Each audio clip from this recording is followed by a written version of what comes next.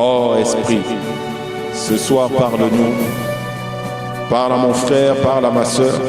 Connecté au présent, ce lieu. Parle-nous, Saint-Esprit.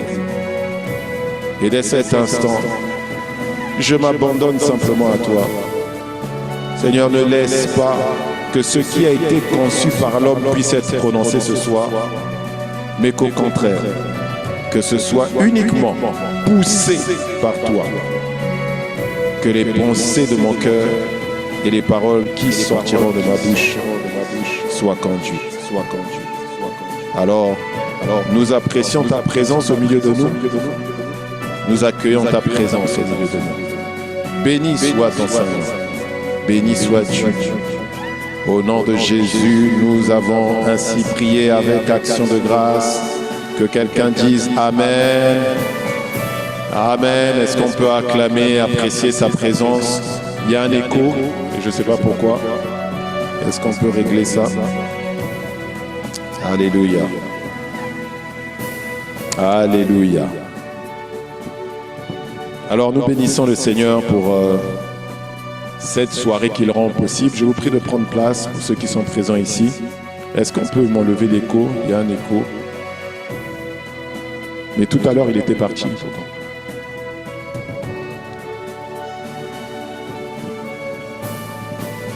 Est-ce qu'il n'y a pas un micro qui est ouvert, un haut-parleur qui est ouvert? Il y a un micro qui doit être ouvert dans un ordinateur. Coupez vos micros, comme ça on n'aura pas d'écho. Là, on n'a pas d'écho. Alléluia. Ah si, on a toujours. Ok, par la grâce de Dieu, je pense qu'on va avancer. Dieu permettra que quelqu'un dise Amen. Bonsoir à toutes, bonsoir à tous. Donc, bonsoir à ceux qui sont présents ici et qui ont honoré la présence de Dieu. Amen. Et bonsoir à vous aussi qui honorez la présence de Dieu à distance. Je crois que certains ont été refroidis par la pluie et donc du coup ils sont restés chez eux. Oh miséricorde Seigneur. Mais tu ne fondras pas, il faut venir. Amen. Donc venez parce que c'est pas pareil. C'est vrai que quand tu es connecté, tu écoutes aussi la parole, mais c'est pas pareil. Ici, on expérimente quelque chose d'autre. Amen. Alors, donc ce soir, nous allons donc continuer sur la thématique du moment. Une thématique qui nous parle tellement, tellement profondément. Parce que Dieu veut cette année que Christ soit manifesté au travers de chacun de nous. Que quelqu'un dise un bon Amen. Dieu veut que Christ soit rendu. Quand on parle de manifester, ça veut dire qu'on est en train de parler de la visibilité de Christ. Parce que le mot manifester en grec, c'est le mot pharnéo. Et c'est plutôt phanéro. Phanéro, c'est un peu comme les phares. Tu vois, quand on allume les phares, tu vois la lumière. Tu ne peux pas faire autrement. Et ça, c'est ce qui va être ton cas cette année. Ça va être le témoignage de ta vie. C'est-à-dire, dès que Christ va s'allumer, on ne pourra rien faire d'autre que voir Christ au travers de toi. Quand quelqu'un va te voir, il dit « j'ai vu Christ ». Parce qu'il va voir l'amour de Dieu, il va voir la douceur de Dieu, la bienveillance de Dieu. Il dit, mais c'est bizarre, j'ai rencontré quelqu'un, mais j'ai eu l'impression d'être en face de Dieu lui-même. Je dis, mais pourquoi? À cause de l'amour qui se dégageait de lui, à cause de la bienveillance, la douceur. J'ai jamais vu une douceur comme ça. Ça sera ton témoignage au nom puissant de Jésus. Ah oui, parce que le caractère de Christ, ce n'est pas seulement les miracles, les prodiges. Non, il y a une dimension de présence. Il y a une dimension d'expérience que les gens vont avoir avec toi où ils diront, là, je sais qu'il y a quelque chose. Et ils vont te poser des questions.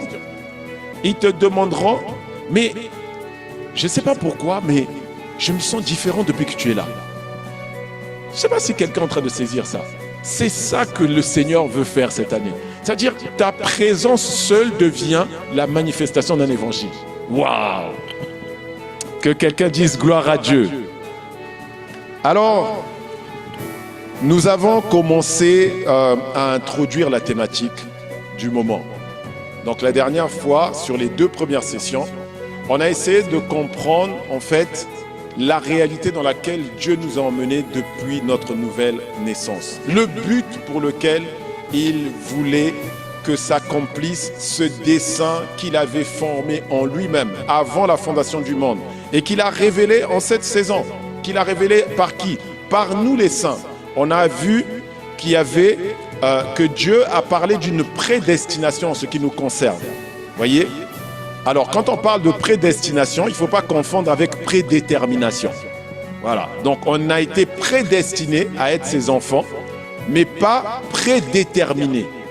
La différence, c'est quoi? C'est que la prédestination est une disposition que Dieu a mis en chacun de nous avant la fondation du monde pour que s'accomplisse le dessein qu'il avait formé en lui-même au travers de l'évangile. Et pour faire ça, on a vu, c'était au travers de la mort et de la résurrection du Seigneur Jésus. Prédéterminé, ça veut dire que les choses sont définies à l'avance comme ça et que tu le veuilles ou pas, ça se produira comme ça. Or, ce n'est pas vrai, car il faut quand même que lorsqu'on nous annonce l'évangile, que nous croyons en l'évangile, que quelqu'un dise Amen. Voilà, donc si on ne croit pas, on ne pourra pas entrer dans notre destinée, bien qu'on ait été prédestiné. Amen. Alors, nous avons vu que le dessein originel de Dieu, dans Genèse 1, verset 26, était de voir un être qu'il a créé lui, qu'il a formé lui-même. Le mot d'ailleurs, quand il dit faisant l'homme, c'est le mot Hatsa en hébreu qui signifie former ou façonner. C'est pour ça qu'on parle de Dieu comme étant un potier. Ça veut dire qu'avant ça, certainement que Adam n'avait pas la forme qui est décrite, c'est-à-dire il n'était pas à l'image de Dieu selon sa ressemblance. Parce que Hatsa, ça ne veut pas dire qu'il a créé de rien, en fait. L'homme n'a pas été créé de rien, contrairement à certaines choses qui ont été créées de rien. Non, il y avait déjà Adam, mais Adam a été formé, a été façonné à l'image de Dieu selon sa ressemblance. Et le but de Dieu était que cet homme-là, formé à son image, à sa ressemblance, vienne pour dominer sur la terre. Et on a vu que l'homme a échoué, Adam a échoué. Et Adam ayant échoué, il a fallu donc que Christ, maintenant, en Jésus de Nazareth, apparaisse et qu'il accomplisse ce que Adam ne pouvait pas accomplir. Et il est venu détruire donc la nature d'Adam, qui emmenait la faiblesse dans l'homme et qui faisait que, bien que le dessein de Dieu était qu'il domine, l'homme n'a jamais pu l'accomplir à cause de la chair. Donc il a condamné la chair, il a condamné le péché qui est dans la chair, Romains 8, verset 3 le dit. Il a condamné le péché qui est dans la chair, afin que maintenant, en ressuscitant, il donne maintenant à une multitude la possibilité de passer maintenant de l'humanité à la divinité. Waouh! Magnifique! Je ne sais pas si quelqu'un est en train de réaliser, je ne sais pas, sur quoi vous méditez, la famille? C'est-à-dire, moi, quand je m'assois dans mon lit, je pense à ça, j'ai envie de bondir. J'ai envie de bondir. Demandez à ma femme, parfois elle me voit, je suis seul dans le lit. En fait, Netflix à côté, c'est rien. Non, il faut venir voir mes films à moi. C'est les films bibliques. C'est-à-dire, je suis en train de me voir rayonnant de lumière. On va découvrir certains aspects aujourd'hui. C'est merveilleux. Dieu qui vient habiter dans l'homme. On comprend pourquoi les pharisiens avaient du mal à réaliser ce que Jésus était en train de dire. Et même encore aujourd'hui, quand vous parlez de fils de Dieu à un musulman, il vous dit, mais qu'est-ce que c'est cette ineptie? C'est quoi cette hérésie-là? Fils de Dieu. Mais est-ce que Dieu engendre des enfants? Mais parce qu'ils n'ont pas compris qu'en réalité, lorsqu'on parle de fils de Dieu, on parle de l'Esprit de Dieu qui vient habiter dans un corps humain. Et ça, il faut que ça soit clair pour nous tous. C'est-à-dire que si tu vois un musulman, tu n'auras plus de mal à lui expliquer ce que signifie exactement fils de Dieu. Parce que pour lui, quand il voit ton corps, il croit que le corps, c'est toi, mais ce n'est pas toi. Dis Amen. Alors, on voit maintenant que Dieu, en exécutant son plan du rachat et de la rédemption, en mettant son esprit en nous, dès lors que l'esprit est en nous, on l'a vu, Romains 8, verset 29, dans la version Martin, il dit « Car ceux qu'il a préconnus, c'est-à-dire ceux qu'il a prédestinés ou connus d'avance, il les a aussi prédestinés à être conformes à l'image de son Fils. Et nous avions vu la dernière fois, et aussi dans un des enseignements que nous avons eu en début d'année, nous avons vu que Dieu avait eu une expérience avec nous avant Genèse 1, verset 1. Et oui, quand il dit qu'il les a connus d'avance, c'est qu'il a eu une expérience intime et personnelle avec nous avant. Donc il dit il les a prédestinés à être conformes à l'image de son Fils, pour qu'il soit premier-né entre plusieurs frères. Donc vous voyez, il dit ici, maintenant que son esprit est venu en nous, Dieu veut maintenant qu'on soit conforme, autrement dit qu'on ait la même forme que son Fils. Amen. Voilà.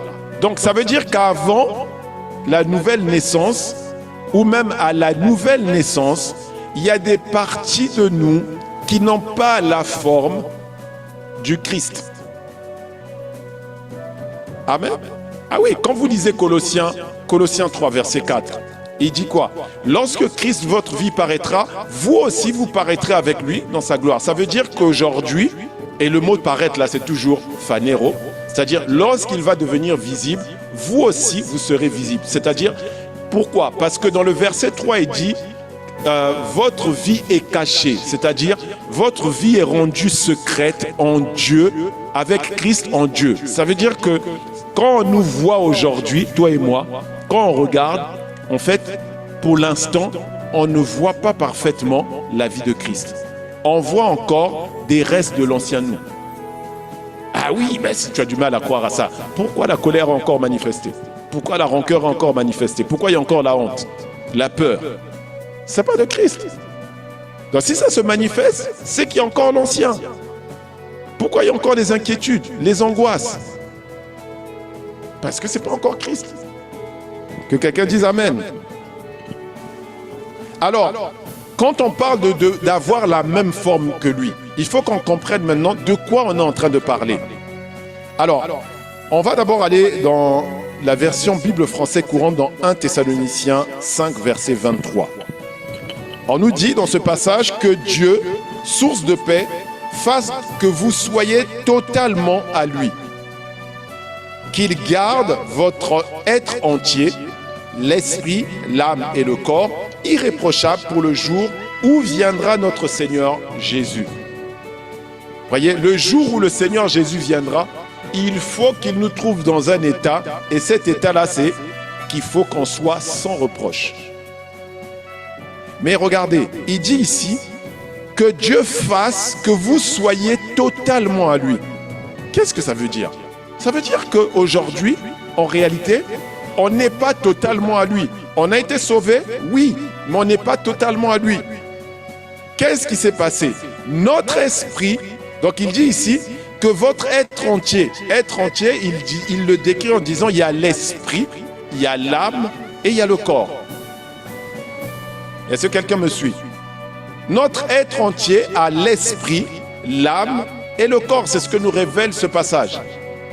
Donc, maintenant, il faut savoir qu'est-ce qui fait que Dieu, maintenant, a la totalité du contrôle sur nous.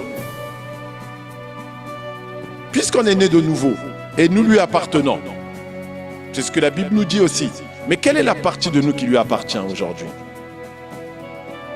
Alors, la première chose qu'on doit comprendre, c'est que nous devons être conscients, déjà, que la totalité de nous doit prendre en compte les trois dimensions. Ce n'est pas comme s'il y avait une séparation. Okay? Bien qu'on décrit esprit, âme et corps, la totalité de nous doit prendre en compte l'ensemble. Par exemple, si notre âme n'est pas en nous, on meurt. C'est-à-dire qu'on rend l'âme. C'est l'expression, on rend l'âme. Vous voyez? Si notre esprit n'est pas en nous aussi, on meurt. Si notre corps, par exemple, aussi, est en souffrance, on finira par mourir. Donc vous voyez qu'il faut qu'il y ait absolument une harmonie entre l'esprit, l'âme et le corps. Alors, on va observer certaines choses. La première chose, c'est d'abord l'aspect esprit. La Bible nous dit, dans 1 Pierre 1, verset 23, Elle nous dit l'esprit, en fait, le vrai nous, le véritable nous, a été régénéré, a été créé de nouveau. En fait, quand on dit régénérer, ça veut dire qu'on avait été généré avant, donc dans notre première naissance. Et maintenant, Dieu est venu générer de nouveau un esprit. Vous voyez? Et ça, on le voit dans la prophétie d'Ézéchiel. Je vais aller dessus pour nous aider à mieux comprendre cette partie. Ézéchiel, chapitre 36, les versets 26 et 27.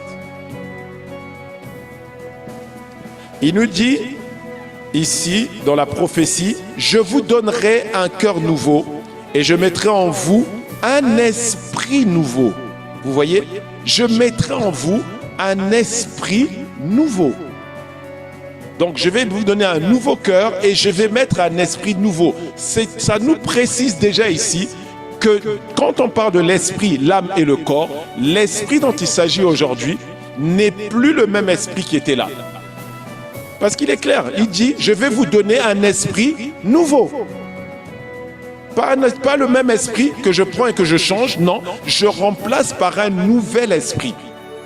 Donc l'esprit qui est en nous maintenant est un esprit qui est nouveau. Que quelqu'un dise Amen. Et puis il dit, j'ôterai votre corps, j'ôterai de votre corps, regardez, précision, j'ôterai de votre corps le cœur de pierre. Et je vous donnerai un cœur de chair. Je mettrai mon esprit en vous et je ferai en sorte que vous suiviez mes ordonnances et que vous observiez et pratiquiez mes lois. Vous voyez, à partir du moment où on a ce nouvel esprit, il dit on va être dans une nouvelle disposition. Et dans cette disposition-là, il va mettre son esprit dans notre cœur. Et à partir du moment où l'esprit est en nous, il nous rend maintenant capables de faire ce que Adam ne pouvait pas faire avant. Vous voyez, c'est merveilleux. Et vous voyez, il dit ici, je le mettrai dans votre... j'ôterai quelque chose de votre corps. Ça veut dire qu'on a un corps qui est une possession, qui est une habitation en fait. La Bible nous révèle que c'est une habitation. C'est-à-dire que je suis un esprit, j'habite dans un corps. 1 Corinthiens 6, verset 19 nous dit, ne savez-vous pas que votre corps est le temple ou l'habitation ou la maison du Saint-Esprit? Donc c'est une maison. Amen. Le corps là est une maison, ce n'est pas le vrai nous. Le vrai nous, c'est l'esprit. Et l'esprit, la Bible nous dit, cet esprit-là est nouveau. Ça veut dire que cet esprit est déjà conforme à l'image du Fils. Amen. Ce n'est pas l'esprit. Quand on parle de conformité à Christ, on n'est pas en train de parler de l'esprit. On est en train de parler d'un autre aspect de notre être entier. Il y a une partie de notre être entier qui doit être rendue conforme. Ok? Donc, l'esprit a été régénéré comme on le voit. Et ce qui est important maintenant, c'est pour nous de comprendre quel est cet esprit qu'il nous a donné. Puisque Dieu nous dit dans Ézéchiel que quand vous allez avoir cet esprit-là, il y a une capacité qui va venir en vous. Là où hier, vous n'arriviez pas à obéir à mes instructions, là où vous n'arriviez pas à observer, c'est-à-dire à mettre en pratique ma parole, je vous donne maintenant un esprit dans lequel je vais mettre mon esprit et en faisant ça, je vais vous rendre capable maintenant de faire ce que vous n'arriviez pas à faire. Waouh! Quel Dieu grand! Amen! Quel Dieu grand! Que quelqu'un dise gloire à Dieu. Vous voyez, je disais quelque chose la dernière fois, lorsque, lors d'un enseignement, j'avais expliqué les 3 raisons pour lesquelles on ne voyait pas la manifestation de Christ. J'avais dit, les 3 raisons, la première, c'est qu'on ne sait pas ce qui est dit de Christ. La deuxième, c'est que ce qu'on sait, on ne le met pas en pratique. La troisième, c'est que malgré ce qu'on a su, on le regarde avec les yeux d'Adam. Ok? Donc je reviendrai dessus lors de prochains enseignements, notamment sur la troisième partie, puisqu'on a déjà entamé la première, c'est-à-dire ce qu'on sait de Christ. Et on va continuer à entrer, je pense, dans cet enseignement-là, dans cette partie-là. Ce qu'on doit comprendre, c'est que ce que la Bible nous dit de Christ, nous devons le considérer de la manière dont Dieu veut que nous le considérions. Parce que si on ne le fait pas, en fait, ça va apparaître pour nous comme des informations. Parce que je suis certain là, que même là, quand je suis en train de te parler, quand je te dis qu'il t'a donné un esprit nouveau, capable d'obéir, j'entends certains qui entendent des voix qui sont en train de leur dire « oui mais, oui mais, oui mais, oui mais ». Mais ça, la raison elle est simple. C'est parce que la manière dont tu prends la parole de Dieu est importante. Et je vais faire un break là-dessus avant de parler de cet esprit né de nouveau, cet esprit nouveau que nous avons reçu. Parce qu'aujourd'hui, ce qu'on va voir, on va commencer peut-être aujourd'hui, on va continuer donc mercredi prochain. Ce sont 4 faits importants sur la réalité de Christ en nous. 4 faits importants sur la réalité de Christ en nous. Il y en a beaucoup, mais ces 4 faits-là, j'estime que ce sont les choses fondamentales, ce sont des faits solides sur lesquels on doit s'appuyer pour commencer à vivre cette réalité de Christ. 4 faits importants ou solides. Tu peux même mettre entre parenthèses solides. Dis à quelqu'un 4 faits solides. Vous savez, des faits, quand un policier fait une enquête, quand il a des faits, vous faites ce que vous voulez, vous êtes condamnable s'il a des faits. C'est ça un fait. C'est-à-dire que quand vous l'avez, c'est une preuve évidente, suffisante pour dire que ce qui a été dit est une réalité. Ce qui a été fait est réel. On vous a accusé d'avoir tué. S'il y a un fait, on a eu votre ADN sur l'arme. On a vu votre ADN sur le mort. C'est un fait. Vous avez intérêt à trouver un bon avocat. Mais même avec un bon avocat, je crois qu'il y aura peut-être des années de sursis, mais il y aura quand même une partie que vous allez faire en prison. Est-ce qu'on est d'accord là-dessus? Amen. Et c'est ça qu'on doit comprendre en fait. Quand on parle de faits, ce sont des choses qui sont des évidences. Ça veut dire, même si tu es en train de voir une autre réalité, c'est un fait. Quand un policier a des faits, vous pouvez venir dire « ce n'est pas moi, ce n'est pas moi, ce n'est pas moi ». Les policiers s'en moquent. Parce que pour changer la vie des policiers, il faut que vous emmeniez des faits qui vous disculpent.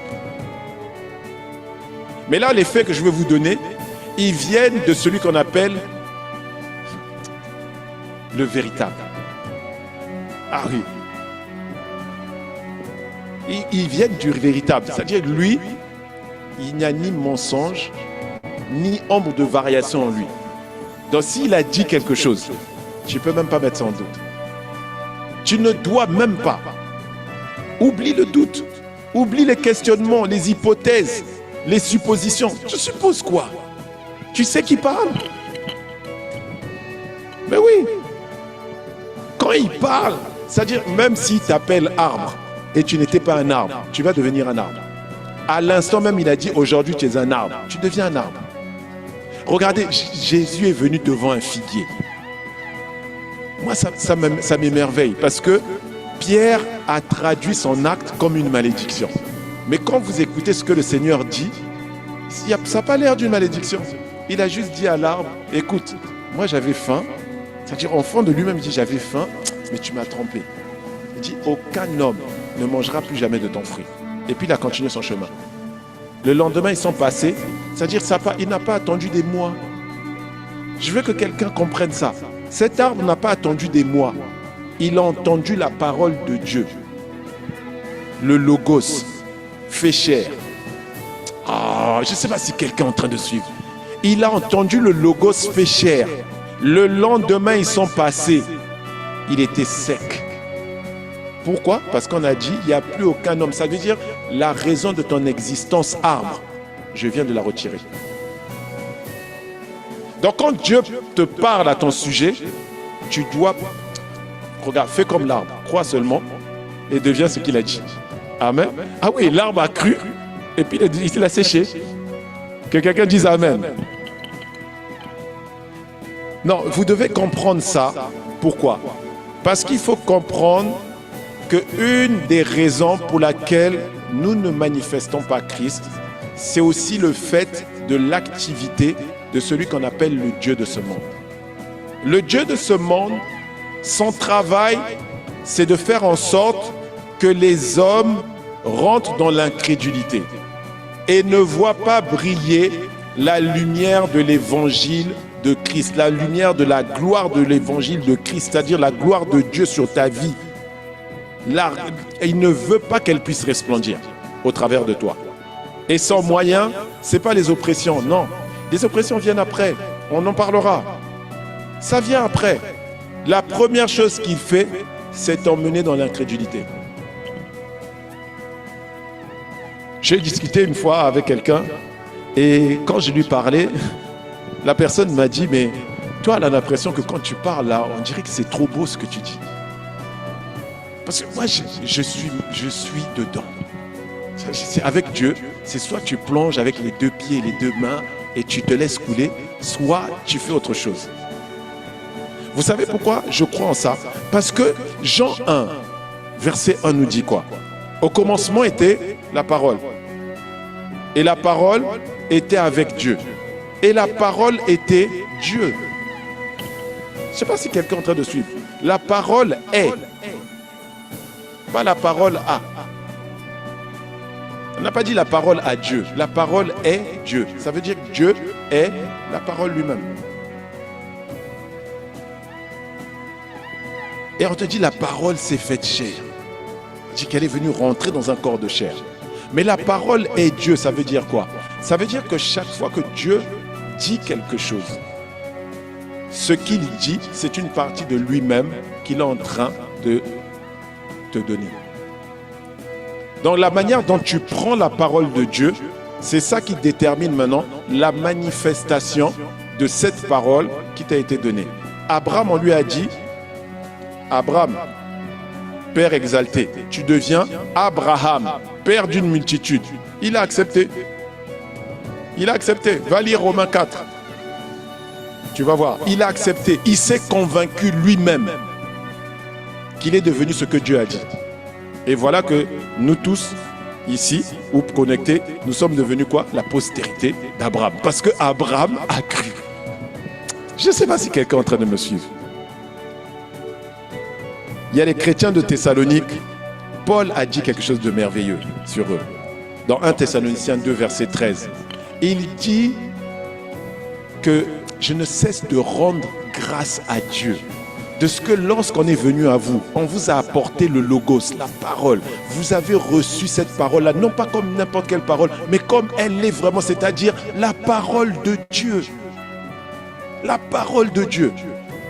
Et dans son deuxième épître, chapitre 3, il leur demande de prier et puis il dit priez afin que là où on va aller annoncer, qu'il la glorifie aussi comme vous l'avez glorifié. Vous voyez, la parole fait de vous ce qu'elle dit quand vous la glorifiez. C'est-à-dire quand vous la recevez, vous la prenez réellement comme si c'était Dieu. Parce que la parole est Dieu. Je viens de recevoir Dieu lui-même, donc je dois le glorifier. Amen. Et le Seigneur Jésus nous dit, sanctifie-les par ta parole. Jean 17, verset 17. Ta parole est la vérité. Sanctifie-les par ta parole. Donc avant que je t'annonce les 4 faits, il faut que je te permette de t'enraciner dans ça.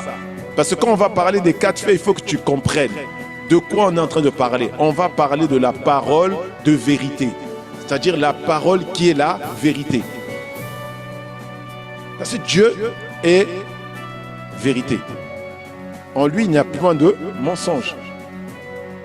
Donc si c'est lui qu'il te donne, ça veut dire qu'il t'a donné la vérité. Et Satan, son travail, c'est quoi? C'est de t'emmener le mensonge. Donc quand on te dit que tu es une créature merveilleuse, Satan va faire en sorte que tout le monde te dise que tu es moche, que tu es pas désirable, oh t'as raté ta vie, oh là là, purée, tu es mal habillé, Et toi, quand tu entends ça, comme tu n'es pas enraciné dans la vérité, ben quand tu entends ça, il dit ouais, mais ça fait quand même mal. Comment on peut parler comme ça aux gens? C'est parce que tu n'es pas enraciné dans la vérité. Amen. Donc c'est important de comprendre que la parole de Dieu, lorsqu'elle vient en nous, on doit la glorifier. Et quand on la glorifie, c'est-à-dire on la reçoit comme elle est et on l'exalte, on lui donne l'autorité, on lui donne la primauté. La première place, c'est la parole. Ça veut dire, je pense maintenant, je marche, je réagis, j'agis en fonction de ce que la parole de Dieu a dit sur moi. Que quelqu'un dise Amen. Ah oui, je ne peux pas penser autrement. Tu ne peux pas me dire que je suis un échec. Mais tu vas commencer comment? Il est écrit, je puis tout par Christ qui me fortifie. Je puis tout. Jean 15, verset 16, le Seigneur a dit, ce n'est pas vous qui m'avez choisi, c'est moi qui vous ai choisi. Je vous ai choisi afin de vous envoyer et afin que vous portiez du fruit et que ce fruit demeure. Regarde un peu, Jésus m'a choisi, il t'a choisi. Et puis il dit, je t'ai choisi pour t'envoyer. Et quand je t'envoie, c'est pour porter du fruit. Non, pas pour échouer, pour porter du fruit. Et quel type de fruit? C'est-à-dire ton fruit là, même quand toi tu vas partir, les gens vont encore me goûter. Parce que ton fruit va demeurer. Toi, tu manges tes fruits là, ça finit. Lui, il dit le fruit que toi, tu vas porter. Et une fois que moi, je t'ai choisi. Oh, je ne sais pas si j'entends de parler à quelqu'un. Comment tu peux envisager l'échec? Il faut vraiment que tu fasses exprès d'échouer. Ah oui, c'est la seule chose. Il faut que tu fasses exprès d'échouer. C'est Dieu qui parle. C'est pas moi. C'est Dieu. Si Dieu a dit ça, à partir d'aujourd'hui, vois-toi comme quelqu'un qui ne peut que porter du fruit et du fruit qui demeure. Oh, mais dis un bon Amen. Donc la vérité, c'est la parole de Dieu. La parole de Dieu, c'est la vérité. Et donc tu comprends que quand Dieu dit, vous connaîtrez la vérité et la vérité vous affranchira, dans Jean 8, verset 32, il est en train de dire que c'est dès que tu prends ma parole et que tu fais comme le psalmiste, c'est-à-dire que tu la serres contre ton cœur. Cette parole-là fait de toi maintenant ce qu'elle dit que tu es. D'ailleurs, la preuve, comment on est né de nouveau? Il dit à ceux qui l'ont reçu, à ceux qui ont cru en son nom, elle a donné le pouvoir de devenir enfant de Dieu. C'est parce qu'on a reçu la parole de Dieu que la parole de Dieu dans laquelle nous avons mis notre foi, c'est-à-dire on lui a donné de l'autorité sur notre vie, c'est cette parole-là qui nous a donné de devenir enfant de Dieu. Donc ça veut dire que la parole de Dieu a le pouvoir de te faire devenir ce qu'elle dit que tu es devenu. Dis un bon Amen. Donc, la parole de Dieu te dit exactement. Ça veut dire maintenant, tout ce que je vais te dire, tu dois l'inscrire comme étant établi définitivement. Parce que lorsqu'on parle de la vérité, il faut que tu comprennes qu'on est en train de dire exactement ceci. En parlant de la vérité, nous parlons de la volonté de Dieu. C'est ce qui est conforme à la volonté de Dieu. C'est ce qui est conforme au plan de Dieu. C'est ce qui est conforme aux voies de Dieu. C'est ce qui est conforme à ses desseins qu'il veut manifester au travers de Christ. Je répète pour toi, pour que tu notes. La vérité, c'est ce qui est conforme à la volonté de Dieu. C'est ce qui est conforme au plan de Dieu. C'est ce qui est conforme aux voies de Dieu. C'est ce qui est conforme au dessein que Dieu veut accomplir au travers de Christ. C'est pour ça que je disais, la première raison pour laquelle on ne manifeste pas Christ, c'est parce qu'on ne sait pas ce qui est dit de Christ. Le Seigneur lui-même l'a dit, Luc 24, verset 44. Il dit, c'est ce que je vous disais lorsque j'étais avec vous, qu'il fallait que s'accomplisse ce qui a été écrit de moi. Où? Dans la loi, dans les psaumes et dans les prophètes. Donc lui, il savait ce qui était écrit sur lui.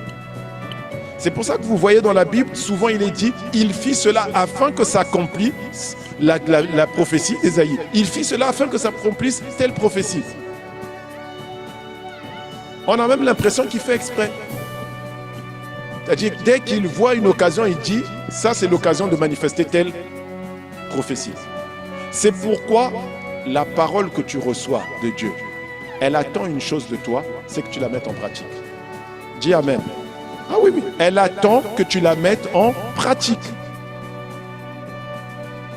C'est Jean 13, verset 17 qui dit, ces choses, si vous le savez, vous êtes heureux pourvu que vous les pratiquiez. Dans la version juive complète, on dit, ces choses, si vous le savez, la bénédiction vient lorsque vous les pratiquez. Waouh, c'est trop fort. C'est-à-dire que tu veux la bénédiction, pratique la parole. Pourquoi tu dois pratiquer la parole? Parce qu'on a dit, 1 Pierre 2, 1, verset 23, vous avez été régénérés par la parole vivante et permanente de Dieu. Donc, quand je pratique la parole, je suis en train de me pratiquer moi-même. Pourquoi je veux pratiquer autre chose? Je suis la parole qui est venue habiter dans un corps humain, dans le corps d'Alain Manyongi. Mais oui, l'esprit nouveau qui est là, c'est l'esprit qui est né de la parole de Dieu. Son rôle, c'est quoi? C'est de mettre en pratique ce que la parole dit. C'est pas autre chose. C'est pour ça que tu ne peux même pas te déranger. Tu as peur de pécher et tout ça. Non, tu dois apprendre ce que dit la parole et tu marches conformément à ce que dit la parole. Amen. Alors, le temps est avancé et nous, on va essayer d'avancer aussi. Alors, on va déjà voir un point ce soir. Peut-être un ou deux. On va voir peut-être deux si le temps le permet. Le premier point, le premier fait important. Le premier fait important. Que quelqu'un dise le premier fait important. Ah oui, ça là, il n'y a même pas de doute. Enlève les mais. Déjà, je te dis, mais tu les rêves. Voilà. Dès que tu dis mais, ton rêve est mort. Et je marchais, mais c'est fini. Tu arrêtes de marcher. J'avançais, mais tu arrêtes d'avancer. Ah oui, mais si tu sais ça, chaque fois que tu as dit mais, qu'est-ce que tu as fait derrière? Tu as tué ton rêve. Je crois en ça, mais tu as tué ce en quoi tu crois. Bon, dis à quelqu'un, maintenant on arrête avec les mais. Ah oui. Mais disparaît de nos bouches. Dis Amen.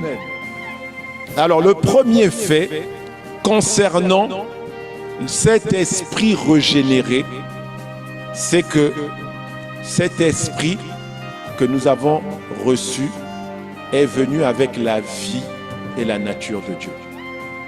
Oui. Il est venu avec la vie et la nature de Dieu. C'est pour ça que dans la prophétie, Dieu a dit, lorsque mon esprit viendra en vous, vous serez maintenant capable d'obéir, de mettre en pratique ce que moi je vous dis. Vous allez maintenant observer mes lois et mes ordonnances. Parce qu'il est venu avec la vie et la nature de Dieu. Alors je vais expliquer quelques points ici. Parce que quelqu'un dit oui, mais la vie de Dieu, c'est bien, mais ça veut dire quoi? Vous voyez, dans le livre de Jean, 1 Jean 3, il y a beaucoup de vérités que Jean va décrire. Si on pouvait regarder chacune d'elles, je vous assure que chaque vérité là qu'il dit là, c'est juste un enseignement. Rien que chaque point, c'est un enseignement. On pourrait passer peut-être 1 heure sur chaque point. Alors Jean parle vraiment de manière excellente. Je vais vous montrer quelque chose. Je ne vais peut-être pas lire tout le passage. Jean commence, je vais lire peut-être 1 Jean 1, verset 1 à 3. Regardez ce qu'il dit. Ce qui était dès le commencement, ce que nous avons entendu, ce que nous avons vu de nos yeux, ce que nous avons contemplé et que nos mains ont touché concernant la parole de Dieu. Je veux que quelqu'un capte ça ici. Regardez ce qu'il dit. Il dit, 1, nous avons entendu. Vous voyez, donc c'est normal que on entende la parole. On est d'accord ou pas? Ok. Mais après il dit, ce que nous avons vu de nos yeux. Ok. On a vu la parole. C'est-à-dire, quand elle s'est fait chair, on a vu. On voyait une manifestation au quotidien de l'exécution, de la pratique de la parole de Dieu. C'est ça qu'on va voir de toi. Il dit ce que nous avons vu de nos yeux, ce que nous avons contemplé et que nos mains ont touché. On a touché la parole de Dieu. J'ai dit, quand les gens vont te voir, on veut dire on a rencontré Dieu, mais on l'a rencontré dans un homme. On l'a rencontré dans une femme. Il dit ce que nous avons touché concernant la parole de Dieu. Rien que quand je lis ça, je me dis, mais Seigneur, ça c'est merveilleux. C'est extraordinaire. Vous avez compris pourquoi je vous parle de Netflix? Moi non, ça c'est Dieu-flix. Dieu-flix. Ça c'est trop fort. Je dis, mais comment? En fait, ça veut dire que maintenant, quand on va me toucher, les gens vont toucher la parole de Dieu. Waouh! Il y a un homme de Dieu qui avait dit, si vous me prenez, vous coupez ma main et vous prenez mon sang. Vous l'examinez dans un microscope, vous verrez la parole de Dieu. S'il était tellement rempli de la parole de Dieu. John G. Lake. Waouh! L'homme à qui on a mis des microbes de la peste, ils sont morts dans sa main. Morts. Ça sera ton expérience et mon expérience au nom de Jésus. Ah non, non, non. Mais attends, s'ils ont vécu ça, pourquoi toi et moi on ne peut pas vivre ça? Si on ne le vit pas, c'est parce que ces réalités-là ne sont pas vivantes en nous, ne sont pas actives en nous, conscientes en nous. C'est tout. Jean dit ceci, 1 Jean 3, verset 2. Il dit, bien-aimés, nous sommes maintenant enfants de Dieu.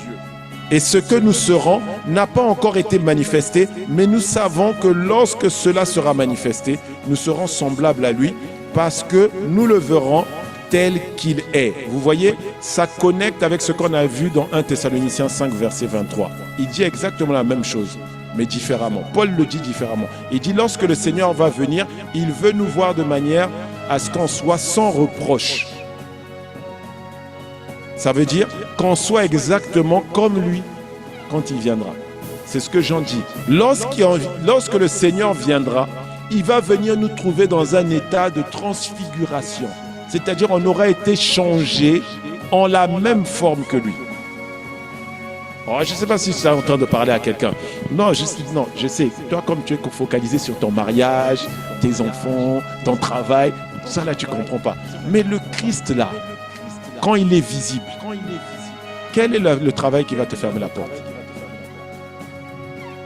Ce Christ-là, il monte dans le bateau de Pierre. Pierre fait paix sèche toute la nuit. Il dit toute la nuit.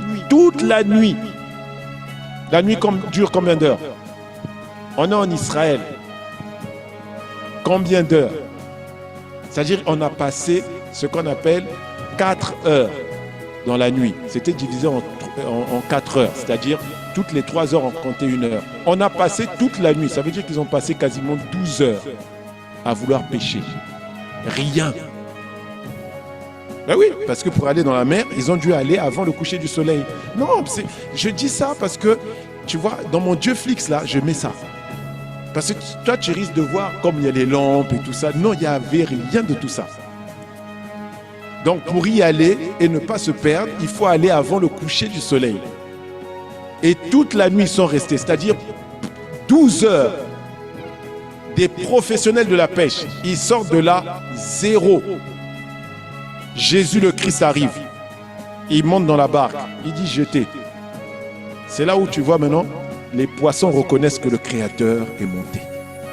Oui, parce qu'il était écrit que sans lui, enfin, tout a été créé par lui. Et sans lui, il n'y a rien qui existe qui n'ait été créé. C'est-à-dire quand tu rentres et que toi aussi tu deviens maintenant la manifestation de la parole, la création reconnaît que rien de ce qui a été créé n'a été créé sans ce qui est en toi. Oh, j'étais en train de parler à quelqu'un ici ou pas? Bon, au moins toi qui es connecté, est-ce que tu peux dire un bon amen?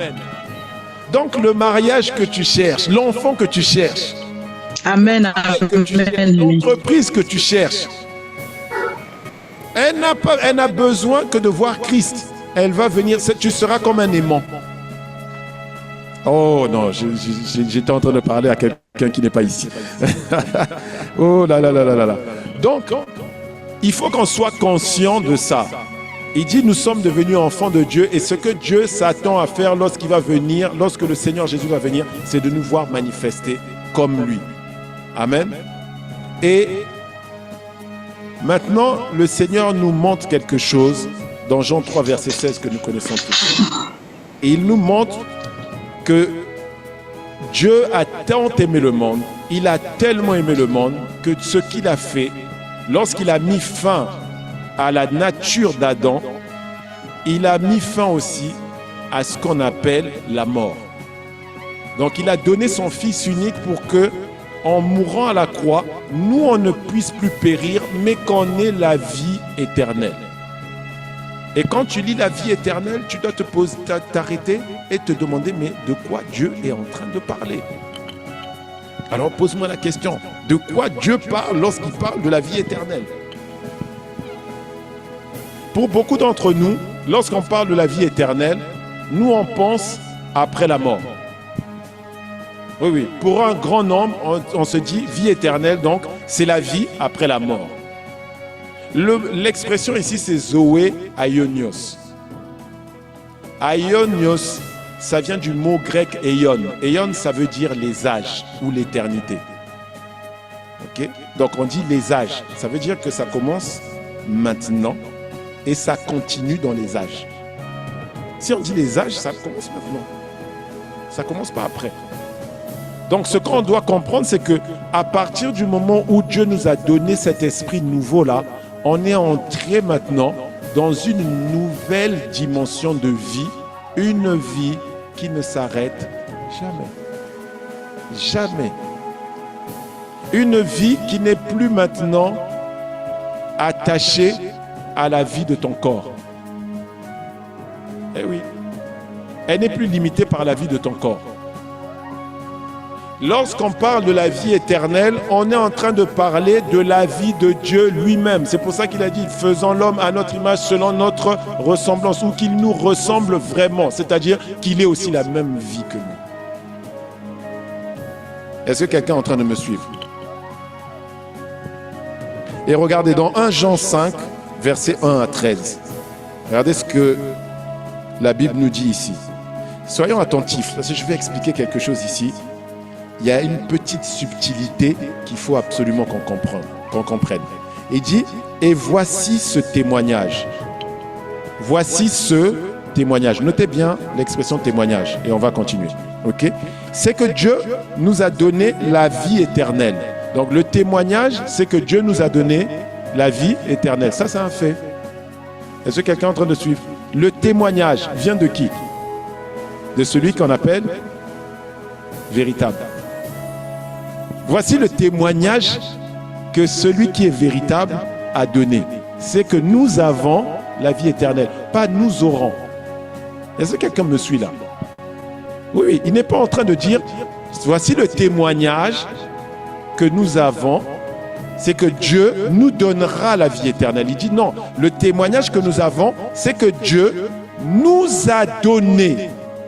Il nous a donné la vie éternelle. Et que cette vie est dans son Fils. Verset 12, celui qui a le Fils a la vie. Celui qui n'a pas le Fils de Dieu n'a pas la vie. Et verset 13, il dit, je vous ai écrit ces choses afin que vous sachiez que vous avez la vie éternelle, vous qui croyez au nom du Fils de Dieu. Vous savez, le mot savoir ici, c'est le mot grec eido. Le mot grec eido, ça veut dire afin que vous soyez conscient ou afin que vous perceviez pleinement. C'est-à-dire que vous compreniez maintenant que c'est réel. C'est pour ça que tu ne peux pas dire il y a une malédiction dans ma famille. De quelle famille tu parles? De quelle famille? Oui, tu vas me dire, mais oui, mais quand même, il y a des réclamations. Je t'expliquerai plus tard. On va revenir là-dessus plus tard. Mais aujourd'hui, là, arrête-toi d'abord sur ce que Dieu est en train de nous dire. Le témoignage qu'on écoute là, c'est celui qu'on appelle le véritable, en qui il n'y a point de mensonge, ni d'ombre de variation. Il n'y a rien. Le témoignage qu'il nous a donné, c'est que nous avons la vie éternelle. On l'a. On l'a. Et il dit donc, ce témoignage, il nous le donne afin qu'on devienne conscient que nous avons la vie éternelle. La vérité, c'est que pour beaucoup d'entre nous, on n'expérimente pas justement parce qu'on n'est pas conscient. Ce dont tu n'es pas conscient, le diable va s'en servir pour t'aveugler. Eh oui, parce que ça, il est un professionnel. 2 Corinthiens 4, verset 4, dit pour les incrédules, le Dieu de ce monde les a aveuglés afin qu'ils ne visent pas prier l'évangile de la gloire de Christ. C'est un professionnel. Il fait ça depuis des siècles. Donc tout ce dont toi tu n'es pas conscient sur la vérité, il s'en sert pour venir maintenant t'embrouiller. Il a fait avec le Seigneur Jésus. Tu vas dire oui mais je connais les versets. Ah ben écoute, va lire Luc 4, tu verras. Qui connaissait le psaume 91. Mais il a fallu que Jésus lui dise il est aussi dit. Oui, parce qu'il était conscient de quelque chose. Amen. Donc il faut qu'on sache et qu'on soit conscient que nous avons maintenant la vie de Dieu, la vie même qui vient de Dieu. Donc je ne peux plus parler de mon grand-père, mon arrière-grand-père avait fait, mes oncles l'ont fait. Ils ont fait quoi? Il y a une malédiction sur notre famille. Laquelle? Ta famille commence avec Dieu comme père. Il n'y a pas de grand-père. Il n'y a pas d'oncle. Il y a un grand frère, il s'appelle Jésus. Et puis tu as des frères et des sœurs. C'est nous là. Donc maintenant explique-moi, ta malédiction est passée par où? Alors que Dieu ce soir là te libère déjà même de tout ce que tu avais comme pensée, de blocage, de limitation. Il n'y en a pas. Il n'y en a pas. Ça n'existe pas. Explique-moi comment on bloque un divin. Je t'attends. Fais-moi un mail, je te donne mon adresse. Oui. alain.magnongui@impactcentrechrétien.com. Fais-moi un mail, même de 3 pages, même un roman. Explique-moi comment on bloque un divin. Explique-moi. Je t'attends. Je t'ai donné mon adresse. Je la redonne encore. alain.magnongui@impactcentrechrétien.com. Écris-moi et démontre-moi. Il n'y a rien. Tu es né depuis Dieu. La vie qui est en toi, c'est la vie de Dieu. Ça veut dire quoi? La vie naturelle a cessé d'avoir la suprématie sur nous parce qu'elle a été surplantée par la vie de Dieu. Regardez quelque chose qui est merveilleux que j'aime souvent lire. Et quand on lit ça, on se dit simplement, mais comment Dieu a pu faire une telle chose? Je comprends pourquoi Paul, à un moment donné, parlait de la sagesse infiniment variée de Dieu. Parce que ça a l'air fou. Je ne sais pas pour vous, hein, mais ça a l'air fou. C'est inimaginable. C'est-à-dire, avec la raison humaine, tu te dis, mais comment est-ce possible? Mais c'est la vérité. C'est écrit. Il est écrit. Voilà. Je parle comme le Seigneur Jésus. Il est écrit. Amen. Ah oui, s'il est écrit, c'est qu'il est écrit. Mais parce que le Dieu qui a dit là, le psaume 32, verset 9 dit qu'il dit une chose et la chose existe. Il commande et la chose se tient. Donc je sais de quel Dieu on est en train de parler. Regardez Romains 8, verset 10. Regardez comment Paul parle. Et si Christ est en vous, est-ce que Christ est en toi, mon frère? Est-ce que Christ est en toi, ma soeur? Amen. Donc tu es concerné. La suite te concerne. Dis Amen. Il dit le corps, il est vrai, est mort. Ah, toi tu croyais que ton corps était vivant. Il a dit ton corps est. Oui. Je te confirme bien, le mot mort là, c'est bien mort. Oui, il est bien mort. Il dit ton corps est mort. Après tu vas me dire un moustique m'a piqué. Dis au moustique là, tu t'es trompé de corps. Non, c'est tout. Tu t'es trompé de corps. Ah bon? Oui. Ça ressemble à un corps humain, mais c'est le corps d'un divin. Tu t'es trompé. Le corps est mort. Et regardez ce qu'il dit. Le corps est mort, il est vrai, à cause du péché. Il dit, mais, ça veut dire que tout ce qui est dit avant est mort. On est d'accord? Mais tu les rêves. Amen. Il dit, mais l'esprit est vie à cause de la justice. L'esprit est vie. Il n'a pas dit l'esprit est vivant. C'est quoi la différence? Si on disait l'esprit est vivant, vous voyez, quand Adam a reçu le souffle de Dieu, on a dit l'homme est devenu une âme vivante. Ça veut dire qu'il a reçu une ressource d'une source qui était à l'extérieur.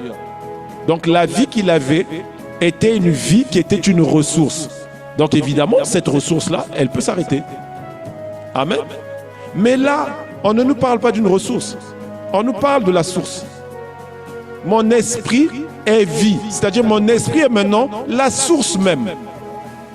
C'est pour ça que Pierre et Jean, quand ils sont allés près de la porte belle, quand ils ont vu cet homme qui était handicapé, ils ont dit, on n'a ni or, ni argent, mais ce que j'ai. Oh, ce que j'ai quoi? J'ai la vie de Dieu. Et je sais que cette vie de Dieu-là, j'ai vu Jésus ressusciter l'enfant de la veuve de Naïm.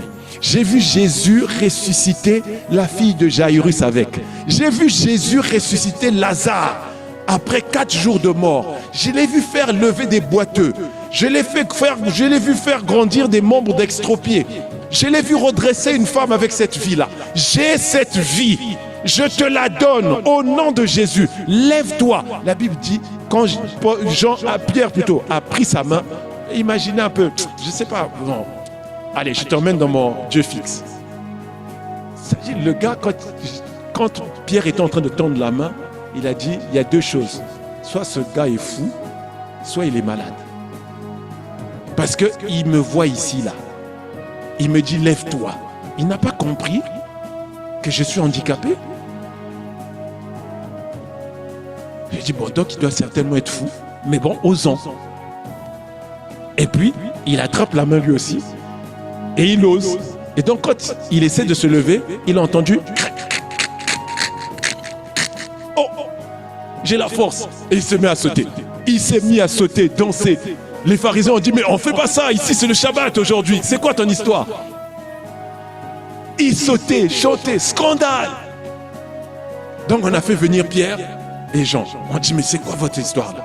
C'est le scandale. Arrêtez d'annoncer le nom de Jésus ici.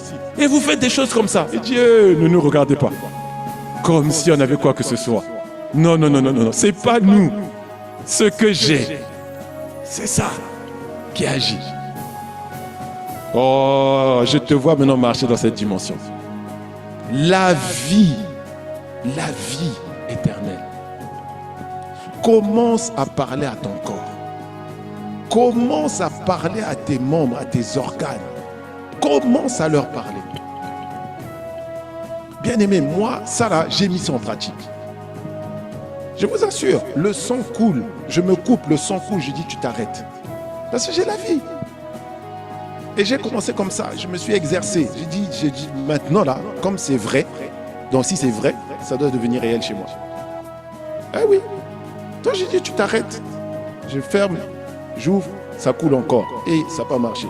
Je recommence. Au nom de Jésus, ferme-toi. J'ouvre. Je dis ah, ça coule encore. Au nom de Jésus, ferme-toi. Et je vois, ça coule plus. Je dis hey, ça a marché. Mais oui. Et puis j'ai recommencé. Et maintenant, ça marche systématiquement. Parce que ma foi a grandi. C'est tout. J'ai mal à la tête, je mets la main moi-même. Oui, oui. Au nom de Jésus, maintenant, mal de tête, cesse. J'ai dit, maintenant ma tête, tu reçois la vie. Tu reçois la vitalité. Maintenant, au nom de Jésus. Ça ne marche pas. Je dis, ok, je recommence encore. Au nom de Jésus, ça ne marche pas. Je dis, bon, cette fois-ci, je vais prendre le Doliprane. Mais je continuais. Et puis un jour, je fais ça, ça s'arrête. Je dis, ok. Je refais une autre fois, ça s'arrête. Et depuis, Doliprane et moi, on ne se voit plus. Voilà, ben oui. Mais c'est ça que tu dois faire. Si tu ne l'exerces pas sur toi, mais qui va venir le faire? Tu vas venir voir Pasteur Alain pour qu'il prie pour toi. Alors que ce que Dieu veut, c'est que oui, quand tu es faible au début, que Pasteur Alain prie pour toi. Mais après, quand tu grandis, que toi-même maintenant, tu parles à ton propre corps. Tu vois, moi, si tu me vois me cogner, tu vas être surpris. Quand je me cogne, tu vas entendre « Aïe, aïe, au nom de Jésus !» Et puis après, je marche normalement. C'est fini. À l'instant même, c'est fini. C'est notre vie. J'ai compris qu'on a la vie éternelle. Paul, on lui a balancé des cailloux avec Silas, on les a lapidés. Ils se sont levés après parce qu'ils avaient la vie éternelle. La vie pour laquelle le Seigneur a dit, même si vous buvez un breuvage empoisonné, il ne vous fera aucun mal. Mais il faut qu'elle soit active. Active plutôt. Il faut qu'elle soit active. Ça ne va pas se produire comme ça. Il faut qu'elle soit active. Donc parle. Parle. Lors de la 3e session sur cette thématique-là, on entrera dans les questions-réponses. Et puis, je vais peut-être aussi te montrer comment tu dois faire les proclamations tous les jours. Proclame. J'ai la vie de Dieu en moi. J'ai sa capacité divine. J'ai la même nature que Christ. Parce que quand tu fais ça, ça te rend plus conscient de cette réalité-là. Amen. La deuxième chose, et on va clôturer là-dessus, c'est que nous avons la nature de Dieu. Que quelqu'un dise la nature de Dieu. Dans 2 Pierre 1, versets 3 et 4, je vais lire dans la version Osterval, où il dit « Comme sa divine puissance nous a donné tout ce qui regarde la vie et la piété, par la connaissance de celui qui nous a appelés, par sa gloire et par sa vertu. » Verset 4, « Par lesquels nous avons reçu les grandes et précieuses promesses, afin que par leurs moyens, vous soyez participants de la nature divine en fuyant la corruption qui règne dans le monde par la convoitise. » Vous voyez, il dit, il a donné des merveilleuses promesses et par ces promesses-là, il nous a fait participants de la nature divine. Je ne vais pas lire les mots grecs parce que sinon tu vas penser que maintenant je suis en train de faire un cours de grec, mais je vais juste expliquer quelque chose. Il y a un mot ici qu'on doit juste retenir, c'est le mot koinonio. Le mot koinonio, vous avez déjà entendu koinonie à la communion. Ok? Voilà, donc le mot koinonio, ça veut dire participant, mais ça veut dire aussi association.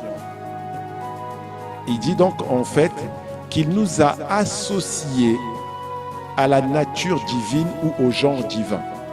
C'est pour ça que quand je dis que nous sommes maintenant des êtres divins en train d'expérimenter une vie humaine, c'est cette réalité-là dont Pierre parle ici.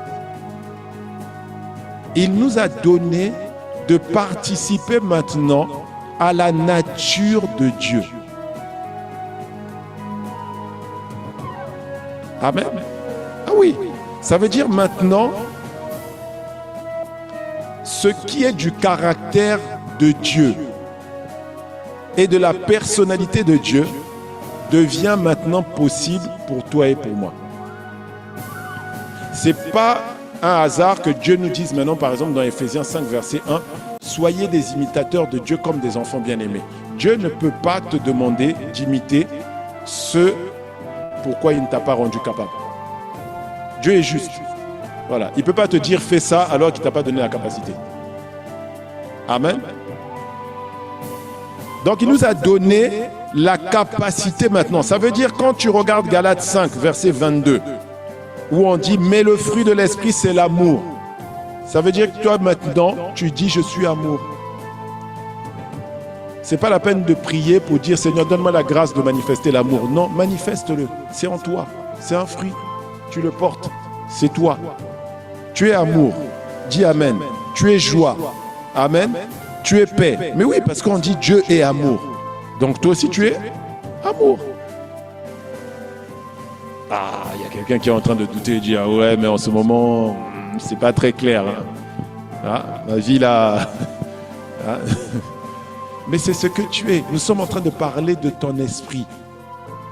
Je comprends que tu aies un doute parce que il y a des parties de toi qui ne sont pas encore conformes. Mais on va en parler. On va en parler par la suite. Donc, tu es amour. Donc, ce que tu dois faire, c'est manifester l'amour.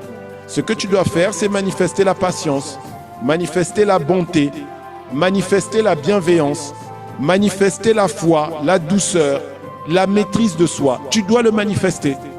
Parce que c'est ta nature. C'est ta nature.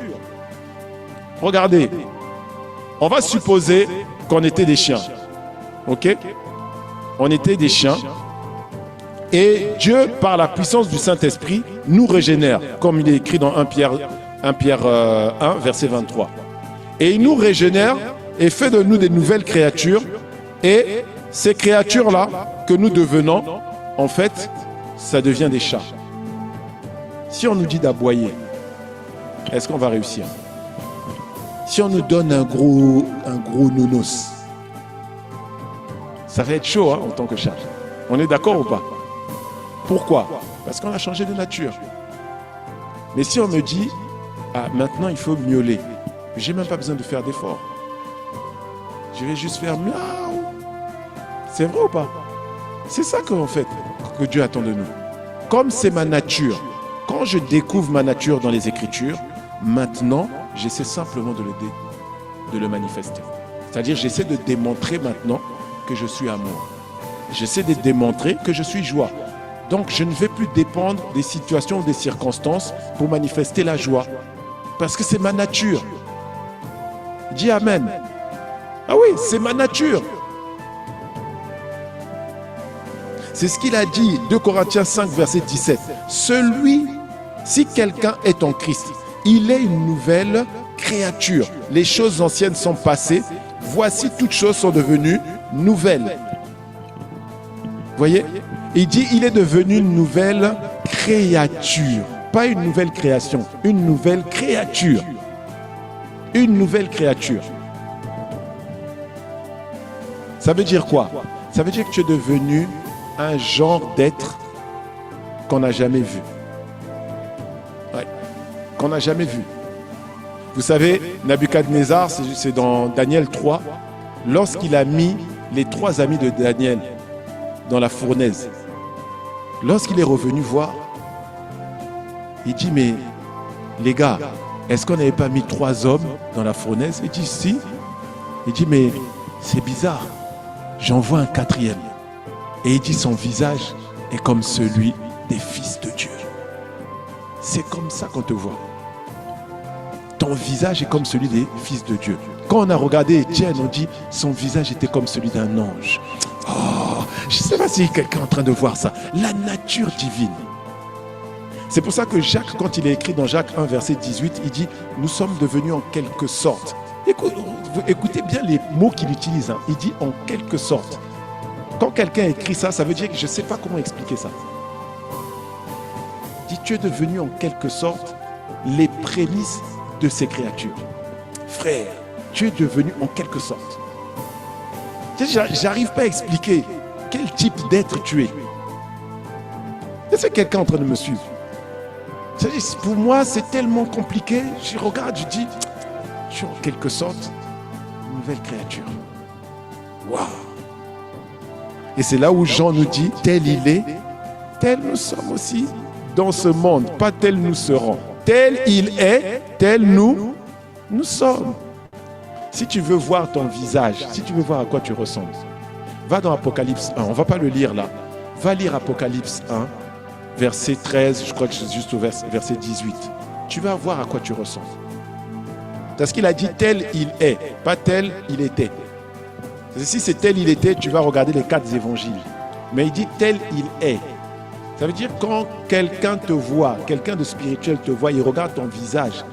Il dit, ah, son visage est brillant comme le soleil du midi. Comme le soleil du midi.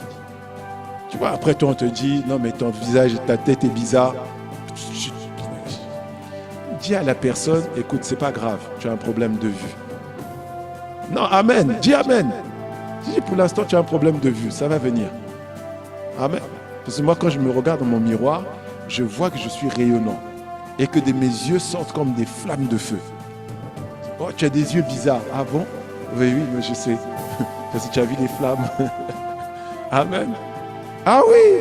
Non, mais il faut répondre comme ça. Ça augmente ta conscience. Ça augmente ta conscience. Tel il est, tel nous sommes. Tel il est, tel nous sommes. Ah Seigneur, nous te sommes infiniment reconnaissants. Tu as fait de nous des créatures merveilleuses. Des créatures merveilleuses. Oh, est-ce que quelqu'un peut élever la voix et rendre grâce à Dieu? Le Dieu qui a fait de nous des créatures merveilleuses. Seigneur, merci. Nous te sommes infiniment reconnaissants de ce que tu as fait de nous tes enfants bien-aimés. Et tu as fait de nous les prémices de tes créatures. Tu as fait de nous des créatures merveilleuses. Ce que l'œil n'avait jamais vu. Ce que l'oreille n'a jamais entendu. Oh Seigneur, merci. Merci Seigneur. Nous te sommes infiniment reconnaissants pour l'œuvre de tes mains accomplie par ton esprit en nous. Merci de ce que tu as fait de nous, tes enfants bien-aimés. En faisant table rase sur notre passé, tu as interrompu toutes les voies d'iniquité qui parlaient depuis la génération de nos pères, de nos grands-pères, de nos arrière-grands-parents. Tu l'as interrompu en nous donnant ta vie et ta nature. Alors merci Seigneur. Merci. Notre vie est une vie nouvelle en toi. Nous avons la vie de Dieu. Nous avons la nature de Dieu. Et à partir de maintenant, Seigneur, nous partons ce soir avec la conscience que la vie que nous vivons est une vie nouvelle en toi. La vie en ton Fils. Tu as dit, celui qui a le Fils a la vie, celui qui n'a pas le Fils de Dieu n'a pas la vie. Pour nous, nous reconnaissons que nous avons la vie. Alors merci. Merci de ce que tu as fait cette belle œuvre. Tu as fait de nous des beaux chefs-d'œuvre, des créatures merveilleuses par lesquelles tu veux te glorifier en cette saison. Seigneur, nous te recommandons notre soirée et nous prions, Seigneur, que tu puisses continuer encore à nous parler encore ce soir. Continue par ton esprit à nous révéler encore les facettes de cet être nouveau que tu as fait de nous. Jusqu'à présent, Seigneur, plusieurs d'entre nous, nous n'avons pas connu encore la réalité de ce que tu as fait de nous. Ce que tu as fait est véritable, c'est réel. La vérité, en réalité, c'est la réalité de notre réalité. Et nous croyons que parce que tu es en train d'envoyer ta parole et que tu as illuminé les yeux de nos cœurs, tu vas nous emmener pas à pas à manifester cette dimension de ta gloire. Alors reçois l'honneur, reçois la gloire. Dans le nom de Jésus, nous t'avons ainsi prié. Que quelqu'un dise un bon Amen. Amen. Est-ce qu'on peut acclamer Dieu? Amen.